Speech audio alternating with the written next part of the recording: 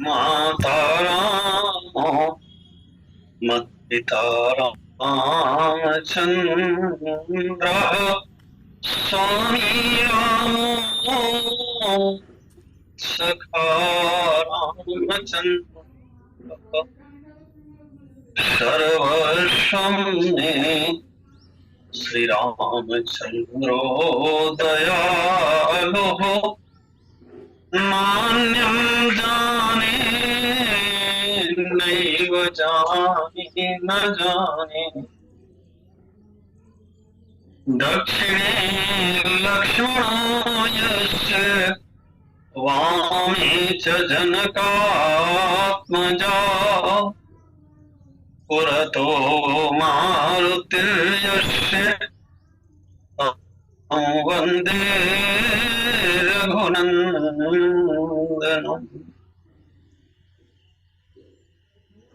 परम आदरणीय जो मीटिंग के संचालक श्री जयेश पटेल जी,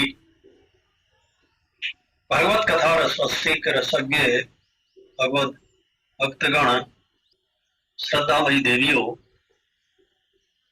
आइए हम लोग आज पुनः एक बार विदेह नगर की ओर चलते हैं और महाराज श्री जनक की उस सभा में जहां पर श्री लक्ष्मण जी और भगवान श्री रामभद्र से परशुराम जी महाराज का विलक्षण वार्तालाप होता है। और इस वार्तालाप का उपसंहार होता है कि परशुराम जी महाराज श्री राम और लक्ष्मण से क्षमा याचना करते हुए कहते हैं कि मैंने बहुत अनुचित बोला, मुझे नहीं बोलना चाहिए था, अब आप मुझे क्षमा करें। अनुचित बहुत कहियो अज्ञाता, क्षमा क्षमा मंदिर तो। कई बार लोगों के द्वारा एक प्रश्न किया जाता है, इस प्रसंग का तात्पर्य क्या है? गोस्वामी जी इस प्रसंग को क्यों लाए यहाँ? उनसे यही कहा जा सकता है कि इस प्रसंग का सीधा सीधा एक संकेत है कि दूसरा व्यक्ति गलती करे तो उसे करने दीजिए, आप अपनी ओर से गलती मत करें।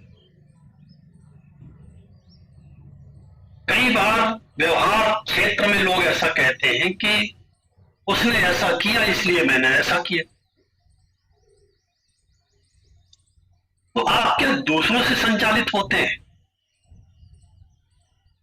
दूसरा कैसा व्यवहार करेगा आप तदनुसार फिर व्यवहार करेंगे, ऐसा होगा क्या? माने आपके जीवन की बागडोर क्या आपने लोगों के हाथ में सौंप दी है? सच यही है। और ऐसा करने वाला व्यक्ति जीवन में कभी सुखी नहीं रहता, क्योंकि हमारा पूरा का पूरा व्यवहार परपेक्ष होता है, दूसरों की अपेक्षा से होता है। कई बार तो हम इतनी बड़ी गलती कर बैठते हैं कि अपने सुख की चाबी और अपने दुख की चाबी भी दूसरे को पकड़ा देते हैं। जब दूसरा हमारी थोड़ी सी प्रशंसा करता है तो हम प्रसन्न हो जाते हैं, खुश हो जाते हैं। इसके माने क्या हुआ कि वो जब चाहे तब हमें प्रसन्न कर दे, खुश कर दे, और थोड़ी सी हमारी निंदा कर दिया तो हम दुखी हो जाते हैं। इसका अर्थ क्या हुआ? वो जब चाहे तब हमें दुखी कर दे। आप अपने घर की चाबी किसी को नहीं देते, अपने जीवन के अपने सुख और दुख की चाबी दूसरों को क्यों पकड़ा देते? हमारा व्यवहार परपेक्ष नहीं होना चाहिए, स्वपेक्ष होना चाहिए, क्योंकि कर्म सिद्धांत कहता है अवश्यमेव भोक्तव्यम कृतम कर्म शुभाशुभम। दूसरा जो गलती करता है उस कर्म का फल वो भोगेगा, लेकिन अगर मैंने गलती किया तो वो तो मेरे ही खाते में जाएगा, तो फिर मैं गलती क्यों करूं? दूसरा गलती करता है, उसे गलती करने दीजिए, घर में, परिवार में, समाज में ऐसा अनेक बार आपको जीवन में मिलेगा कि दूसरे लोग गलती करते हुए नजर आएंगे, उन्हें करने दीजिए, आप अपनी ओर से कोई गलती मत कीजिए। परशुराम जी कितना गलत व्यवहार करते हैं, आदि से लेकर के अंत तक जो कुछ बोलते हैं सब गलत बोलते हैं। वही महर्षि जनक से बात कर रहे हो तो गलत बोलते हैं, लक्ष्मण से बात कर रहे हो तो गलत बोलते हैं, भगवान श्री राम से बात कर रहे हो तो गलत बोलते हैं। परिणाम क्या होता है? जो गलती करता है बड़ी सभा में उन्हें श्री राम और लक्ष्मण से क्षमा याचना करनी पड़ी। यहां यह शब्द कहने में तो अच्छा नहीं लगता, लेकिन लोक व्यवहार में कई बार मैंने ये मुहावरा सुना है कि थूकना और चाटना। इस संदर्भ में मैं इसका प्रयोग नहीं करना चाहता, लेकिन बात बहुत काम की है, बहुत पते की है। ऐसा हम क्यों बोले कि हमें बाद में क्षमा याचना करनी पड़े? प्रायः हमारे और आपके जीवन में, अब तो बहुत ध्यान से सुनिएगा, हमारे और आपके जीवन में एक बहुत बड़ा दोष है जिसे हम कभी नहीं देखते। कोई भी घटना हो, उस घटना के बारे में पहले से निश्चय कर लेते हैं ऐसा होगा, और निश्चय ही नहीं कर लेते, उसे पूरी तरह से मानते हैं और तदनुसार व्यवहार करते हैं। होना क्या चाहिए? होना तो यह चाहिए कि हमें घटना की जड़ तक जाना चाहिए, और जब हम पूरी बात ठीक ठीक समझ लें तभी मुख खोलना चाहिए। जल्दी क्या पड़ी है? यही वो सूत्र है जो धर्म हमें देता है। धर्म के जो 10 लक्षण हैं उसमें पहला लक्षण है धैर्य। धृति क्षमा दमोस्तेयम शौचम इंद्रिय निग्रह धीर विद्या सत्यम क्रोध दशकम धर्म लक्षण। दशकम धर्म लक्षण में पहला लक्षण है धृति। धृति माने धैर्य। जिसके जीवन में धैर्य है उससे गलत निर्णय नहीं होते। वो अक्सर कहता है भाई थोड़ा समय दीजिए, अभी मैं कुछ नहीं कह सकता। मेरे पास एक बहुत अच्छा संस्मरण है, मैं संक्षेप में आपको बता देता हूं। एक बार की घटना है, मेरे एक मित्र हैं, उनके बच्चों को स्कूल भेजने के लिए एक व्यक्ति आता था, रिक्शे से ले जाता था। जिस दिन परीक्षा थी उसी दिन वो व्यक्ति देर से आया। तब आया जब वो स्कूटर पर अपने स्कूल भेजने के लिए तैयार हो गए। आया और उसने कहा जल्दी दीजिए, मैं स्कूल भेज दूंगा, और बाबूजी मैं वापस लौट करके इन्हें छोड़ नहीं पाऊंगा। मैं बहुत नाराज थे, बोले ठीक है तू आज तो भेज दे, आज तो ले जा, लेकिन कल मैं तेरे से बात करूंगा और कल से तेरी छुट्टी कर। उन्होंने कहा मैं बहुत नाराज था क्योंकि तो देर से आया, फिर बदतमीजी इस तरह की, कहता है मैं लौट करके नहीं ला पाऊंगा, मैं ऑफिस जाऊंगा या बच्चों को लेने जाऊंगा, मैं क्या करूं। बहुत नाराज था, पूरे दिन नाराज रहे। दूसरे दिन वो व्यक्ति आया, उस पर क्रोधित हुए। उस व्यक्ति ने कहा बाबूजी मेरी बात सुनेंगे आप? बोले हाँ बोलो, क्या बोलोगे? बोले कल हुआ क्या कि मैं रात भर जागता था, मेरा एक बेटा था और मैं हॉस्पिटल में था, पूरी रात उसकी सेवा करता रहा, उसे बचा नहीं पाया। पत्नी ने कहा कि इसे लेकर के शमशान घाट चलना चाहिए। मैंने कहा नहीं, बच्चों की परीक्षाएं हैं, मैं बच्चों को स्कूल तक छोड़ा, इसके बाद चलते, इसलिए मैं नहीं आ पाया। मेरे वे मित्र कह रहे थे कि मैंने जो शीघ्रता किया बोलने में, जो उसकी बात नहीं सुनी, मैं आपको बता नहीं सकता कि मेरी क्या स्थिति हुई उस। मेरे दोनों हाथ जुड़े हुए थे, मैं पूरा शरीर कांप रहा था। यह व्यक्ति रात भर जगा, अपने बच्चे का इलाज करवाता रहा, और प्रातःकाल जब इसका बेटा नहीं रहा, अकेला एक बेटा था, उसे छोड़ करके इसे ये चिंता थी कि मुझे बच्चों को स्कूल भेजना है। ये ना आता तो मैं क्या कर लेता, ये बाद में भी बता सकता था। कहा ये जिसे मैं अशिक्षित मानता हूं, कहा मैं जो अपने को पढ़ा लिखा मानता हूं। ये पढ़ा लिखा है या मैं? अनुचित बहुत कहो अज्ञाता, ये बहुत बड़ी गलती मुझसे आपसे पराया जीवन में होती रहती है। परशुराम जी महाराज अब विचार करते हैं, मैंने तो बहुत बड़ी गलतियां की है, और क्षमा किससे मांगते हैं?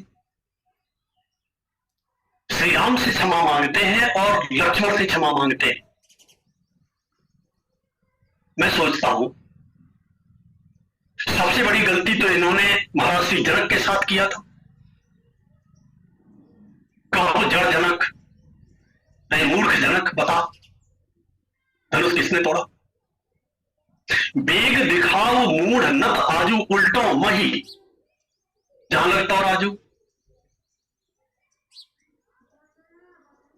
क्या यह अपराध नहीं था? और यदि अपराध था तो क्या उन्हें महाराज जनक से क्षमा नहीं मांगनी चाहिए?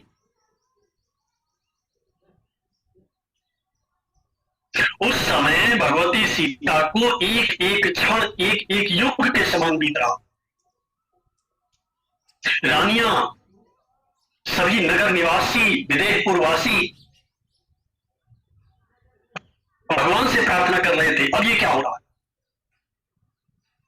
बेदियब सबरी बात बिगाड़ी, रघुपति कर सुहाव सुन सीता, अर्ध निमेश करब संबीता।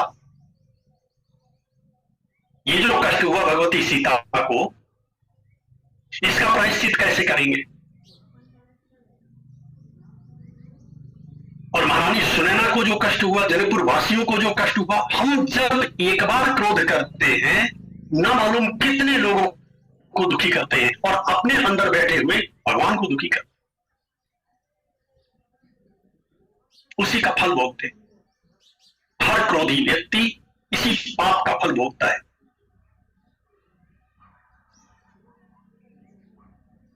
तो करना क्या चाहिए? बढ़िया पंक्ति गोस्वामी जी महाराज ने लिखा। परशुराम जी महाराज कहते हैं, अनुचित बहुत कहो। आज जब से मैं आया तब से मैं गलत ही गलत बोलता रहा, और उन्हें स्मरण आ रहा है। लक्ष्मण ने मुझसे कहा था, हंसते हुए कहा था, महाराज क्रोध पाप कर मूल। अब आप पाप के रास्ते पर चल रहे हैं, यही बस जन अनुचित करें। ये लक्ष्मण हैं जो सूत्र वाक्य में कहते हैं कि क्रोध पाप कर मूल, और उसका परिणाम भी बताते हैं कि यही बस जन अनुचित करें चाहे विश्व प्रतिकूल। क्रोध क्या करता है? हमें सबसे अलग कर देता है।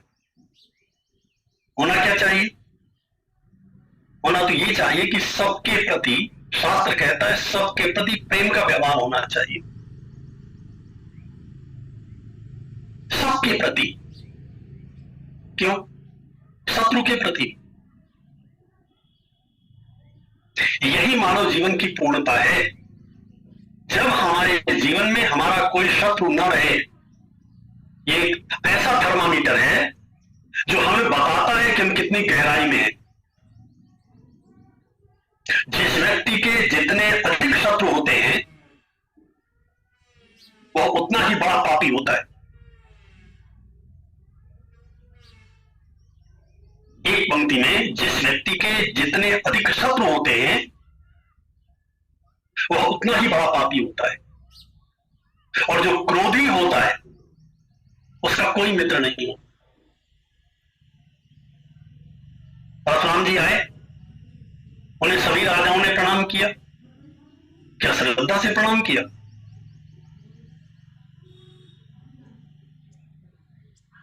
पितु समेत कहे कहे निज नामा, लगे कर्ण सब दंड प्रणामा, जय सुहाय चितवाई हित जानी। जैसे प्रेम से भी जिसकी ओर देख देते हैं वो बेचारा खड़े खड़े वहीं सूख जाता है।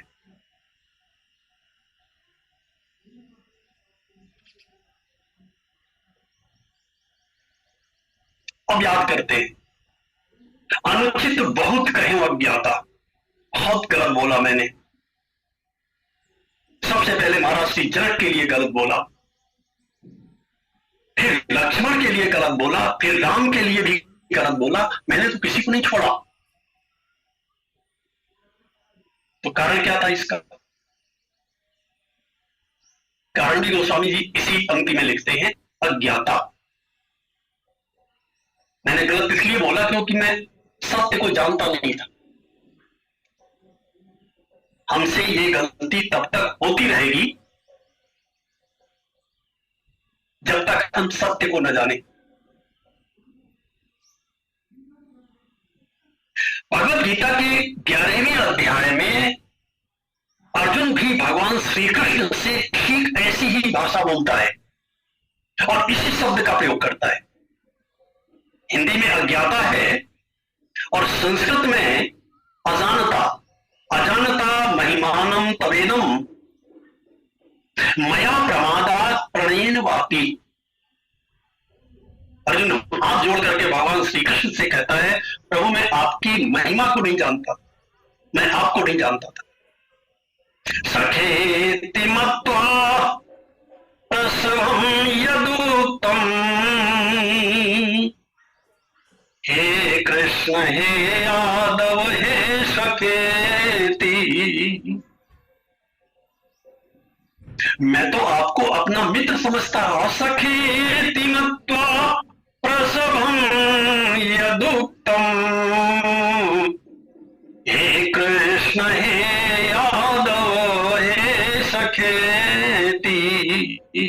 अरे कृष्ण इतना देर लगा दिया, आज मेरे को थोड़ा जल्दी था।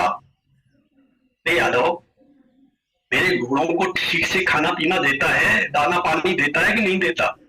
कुछ गड़बड़ तो नहीं हो रहा है?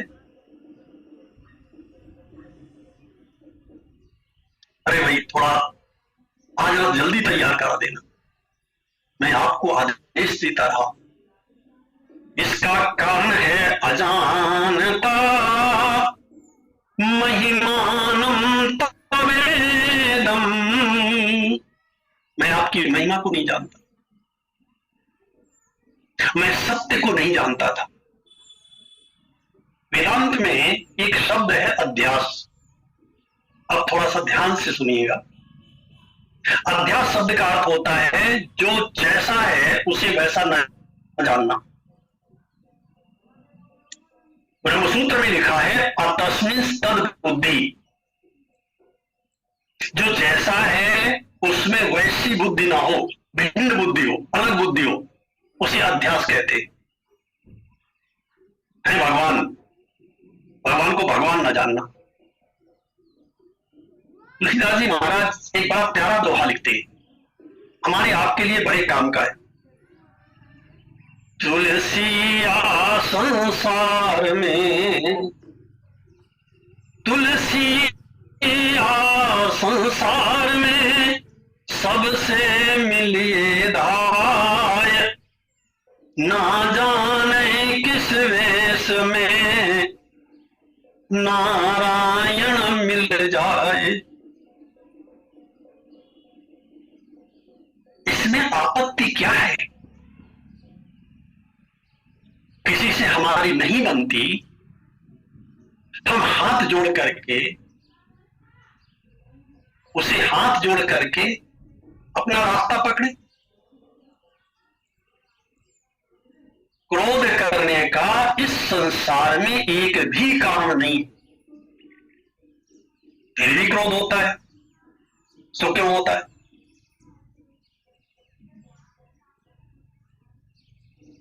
आवेश के कारण। हमारे जीवन का सबसे बड़ा जो अपराध होता है, या जितने अपराध होते हैं सब किसी न किसी आवेश में आने पर होते हैं। हम स्वस्थ नहीं होते तब होते। एक शब्द है स्वस्थ। स्वस्थ माने जो स्व में स्थित है वो स्वस्थ है, और जो स्व में स्थित नहीं है पर में स्थित है। दो शब्द हैं, एक शब्द है स्व और दूसरा शब्द है पर। हम स्व में स्थित हैं कि पर में स्थित है? जो पर में स्थित है वो परिस्थिति का दोष देता है। परिस्थिति माने पर में स्थित रहना, यही तो परिस्थिति शब्द का अर्थ है। अच्छा, हमें स्व में स्थित रहना चाहिए कि पर में स्थित रहना चाहिए? माने हमें अपने भरोसे रहना चाहिए। स्वस्थ शब्द का अर्थ होता है, स्वस्थिति कह सकते हैं आप, अपने में स्थित रहना, अपने भरोसे रहना। और परिस्थिति या पर स्थित का अर्थ होता है दूसरे के हिसाब से व्यवहार करना और दूसरे के हिसाब से आचरण करना। दोनों में क्या ठीक है?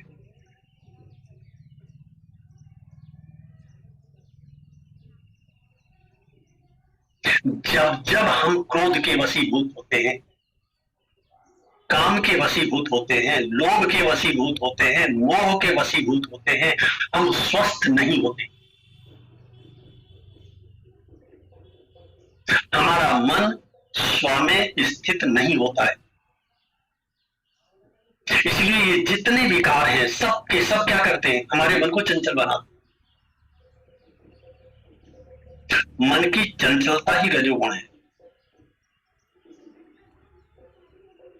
इसलिए मन में रजोगुण बढ़ा,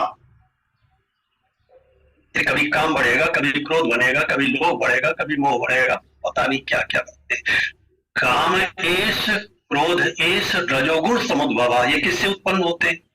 अर्जुन ने पूछा भगवान श्री कृष्ण से, महाराज ऐसा नहीं हो सकता, ये पैदा ही ना हो? यानी का हो सकता है। तो बोले उसका उपाय बताओ। बोले रजोगुण को रोक लो, क्योंकि रजोगुण समुद्भवा, ये जितने मनोविकार हैं ये किससे उत्पन्न होते हैं?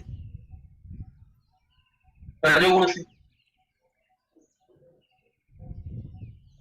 ये तपस्वी के जीवन में भी होते हैं, ये सबके जीवन में होते हैं, क्योंकि जब तक शरीर है तब तक सतोगुण भी रहेगा, रजोगुण भी रहेगा और तमोगुण भी रहेगा। लेकिन महत्व इस बात का है कि प्रधानता किसकी है? सतोगुण की प्रधानता है, रजोगुण की प्रधानता है या तमोगुण की प्रधानता है? लक्ष्मण कहते हैं, लखन कहो हंस सुनो मुनि, क्रोध पाप कर मूल, और जही बस जन अनुचित करई, चरही विष्णु प्रतिकूल। अभी अभी मैंने आपके सामने जो बात कही, हमारा व्यवहार ऐसा हो कि बाहर हमारे कोई शत्रु हो ही नहीं। एक बात और, बाहर कोई शत्रु होता भी नहीं, और जो नहीं होता है उसी को तो ये विकार पैदा कर देते हैं। देखो, अगर बाहर होता, अगर शत्रु बाहर होता तो वह व्यक्ति हमेशा हमारा शत्रु बना रहता, नहीं रहता। लेकिन क्या ऐसा होता है? एक ही व्यक्ति हमारे जीवन में कभी मित्र हो जाता है, कभी शत्रु हो जाता है, फिर मित्र हो जाता है, फिर शत्रु हो जाता है। ये क्या सिद्ध करता है? ये सिद्ध करता है कि बाहर ना शत्रु होता है ना मित्र होता है, हमारे मन का राग जिस पर आरोपित हो जाता है वो मित्र जैसा लगने लगता है, हमारे मन का क्रोध जिस पर आरोपित हो जाता है वो शत्रु जैसा लगने लगता है। इसीलिए यह जो हमारे मन में रहने वाले राग और द्वेष हैं, यही शत्रु हैं। इसलिए सीधे सीधे शब्दों में भगवान श्री कृष्ण अर्जुन से कहते हैं, अर्जुन जहि शत्रु, अपने शत्रुओं को मार डालो। किन शत्रुओं को महाराज? जय शत्रु महाबाहो काम रूपम दुरासदम। ये जो काम रूप शत्रु है काम एक ऐसा शत्रु है कि इसी से क्रोध उत्पन्न होता है, इसी से लोभ उत्पन्न होता है, इसी से मोह आदि सभी विकार उत्पन्न होते हैं। इसलिए जड़ पर प्रहार करने के लिए भगवान श्री कृष्ण कहते हैं, जय शत्रु महाबाहो काम रूपम दुरासदम। काम एस क्रोध एस रजोगुण समुद्भवा महासना। ये सब के सब क्या करते हैं? बोले बहुत खाते हैं। क्या खाते हैं महाराज? बोले हमारा पुण्य।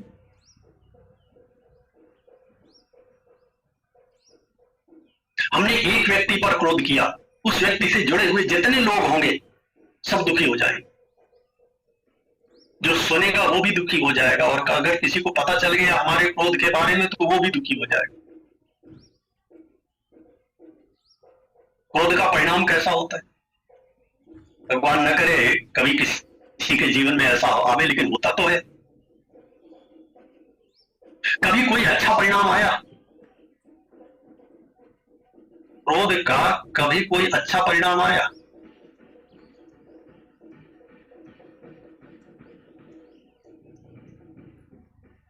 मैं उस अनियंत्रित क्रोध की बात कर रहा हूं जो परशुराम जी महाराज की है। क्रोध करें बहुत थोड़ा सा, जितने से काम चल जाए। हमेशा जागृत अवस्था में रहें, क्रोध में ही सो न जाएं और क्रोध में ही डूब न जाएं। इसीलिए यह जो काम की रात्रि है, क्रोध की रात्रि है, लोभ की रात्रि है, मोह की रात्रि है, इस रात्रि में कहीं हम सो तो नहीं रहे हैं। क्योंकि हम में से बहुत से लोग ऐसे हैं जो लोभ की रात्रि में सो रहे हैं। दिन रात पैसा कमाना उनके जीवन का उद्देश्य है। उनका शरीर नहीं है, पैसा कमाने की मशीन है। वो लोभ की रात्रि में सोए हुए हैं। कुछ लोग क्रोध की रात्रि में सोए हुए हैं, सुबह से लेकर शाम तक बिना गाली के बात नहीं करते। कुछ लोग काम की रात्रि में सोए हुए हैं। पीता मोह महीन प्रमाद मदिराम उन्मत्त भूतम जगत। इसलिए हमारे वेदों का ऋषि कहता है, उत्तिष्ठत जागृत प्राप्य वरान निबोधत। उठो। तो क्या अभी बैठे? बोले बैठे नहीं, लेटे हो और स्वप्न देख रहे हो तरह तरह का। देखिए सपन अनेक प्रकार, यही जड़ जामिनी जागही जोगी। जो योगी होता है, जिसने अपने मन को भगवान में लगा दिया है, वही जग रहा है। और जिसने अपने मन को काम के साथ लगा दिया है, क्रोध के साथ लगा दिया है, लोभ के साथ लगा दिया है और मोह के साथ लगा दिया है, सो रहा है। मोह निशा सब सोवनिहारा, ये हमारे जीवन का यथार्थ है। मोह निशा सब सोवनिहारा, देखिए सपन अनेक प्रकारा। और हम तरह तरह के स्वप्न देख रहे हैं। अर्जुन ने पूछा, महाराज कौन सा स्वप्न देख रहे हैं? कन्हैया कहता है, असौ मया हता शत्रु हनिष्य चापरा नपी। मैंने इन शत्रुओं को मार दिया, जो बचे हैं उन्हें भी मार डालूंगा। इतना रुपया बैंक में जमा कर दिया, इतना रुपया और जमा कर दूंगा। इतना खेत खरीद लिए, इतने खेत अभी और खरीद लूंगा। इतने मकान बनवा लिए, इतने मकान भी और बनवा। ये सब करने के बाद भी क्या होगा? ये सब करके तो क्या कर रहा है? अपना पाप बढ़ा रहा है।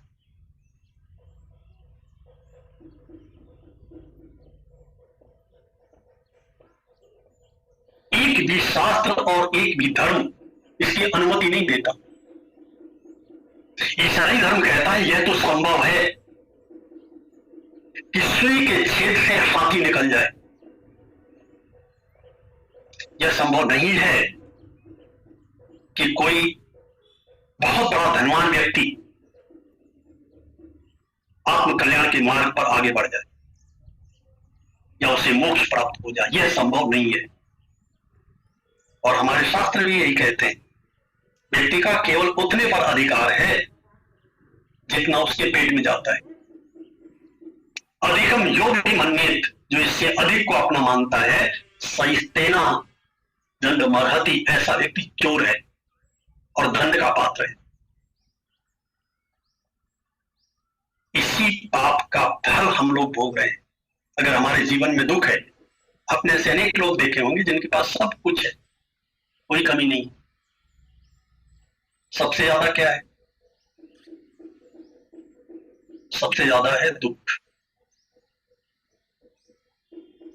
भौतिक संपदा में ऐसी कोई वस्तु नहीं है जो उनके पास ना हो, सब कुछ है, सबसे ऊपर है दुख। और अब तो वो बिल्कुल साफ दिखाई देता है। जब से उत्तर प्रदेश में योगी जी आए हैं, ये सूत्र बिल्कुल सत्य सिद्ध हो रहा है। यहां की सरकार छोड़ सकती है, लेकिन जब जीव इस शरीर को छोड़ करके जाएगा तब वहां रिश्वत की कोई गुंजाइश नहीं है। वह एक ऐसी अदालत है जहां वकालत नहीं होती, और सजा हो जाती है तो फिर जमानत नहीं होती। जमानत की व्यवस्था नहीं है उस संसार।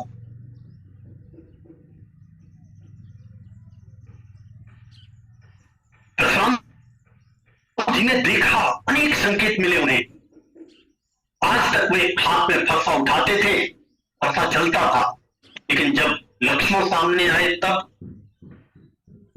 दृश्य बदल गया। अब बाहर हाथ आगे बढ़ता नहीं है।